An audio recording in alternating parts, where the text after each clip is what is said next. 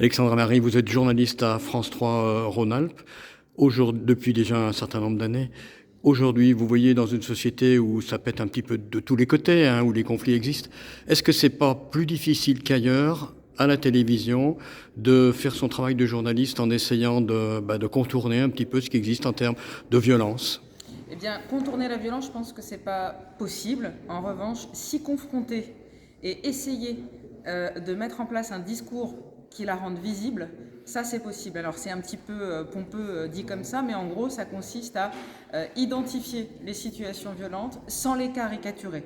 En télévision, c'est ça la difficulté, c'est-à-dire qu'on va avoir une image choc, une image spectaculaire, et en fonction de ce qu'on lui fait dire, on va soit entretenir cette violence, soit donner à la comprendre. Je pense que l'idée n'est pas de contourner le problème, de contourner, il ne faut pas confondre, ça a été dit aujourd'hui au cours du colloque sur les 50 ans du mouvement pour une alternative non violente, il ne faut pas confondre la colère, le conflit et la violence. Et effectivement, la violence accroche l'attention, mais si on se contente de montrer la violence, effectivement, on tombe dans un piège, et en télévision, le piège est beaucoup plus glissant que pour les autres médias.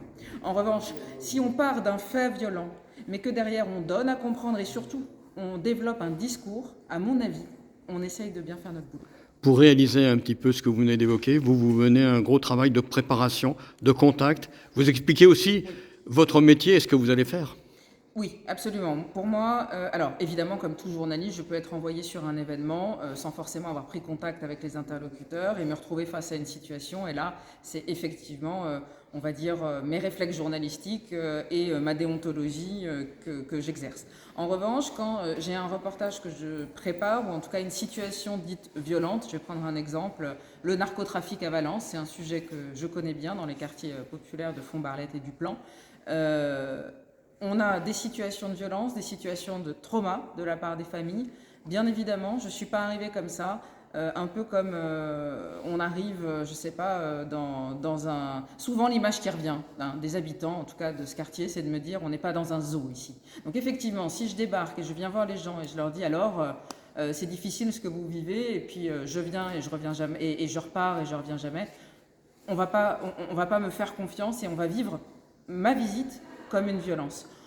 En revanche, si je prépare ma venue, si je, par exemple, propose aux personnes que je vais rencontrer de lire ou de regarder le travail que j'ai déjà fait pour voir si ça leur correspond, et si on se met d'accord sur mon propos, sur ce que je viens chercher et sur l'angle de mon reportage, avant de se retrouver, eh bien là, ça peut permettre de mettre en place un discours et du coup de ne pas se sentir trahi, parce que il y a un fort sentiment de trahison de la part des habitants, en tout cas que moi je suis amenée à rencontrer, dans le travail journalistique qu'ils rencontrent de leur réalité quotidienne. Donc ils se sentent souvent soit trahis, soit caricaturés. Et je pense qu'une des solutions, c'est de passer un contrat avec eux avant de faire un reportage. Dernière question. Avec les algorithmes et les réseaux sociaux, aujourd'hui, comment est-ce qu'on peut faire face? Et est-ce que vous êtes optimiste pour ce métier de journaliste? L'optimisme, c'est une grande question. En tout cas, je pense que les réseaux sociaux sont à investir. Alors, on ne sera pas plus fort que les algorithmes. En revanche, si on déserte cet endroit-là, je pense qu'on perd une bataille qui est essentielle, qui est une bataille...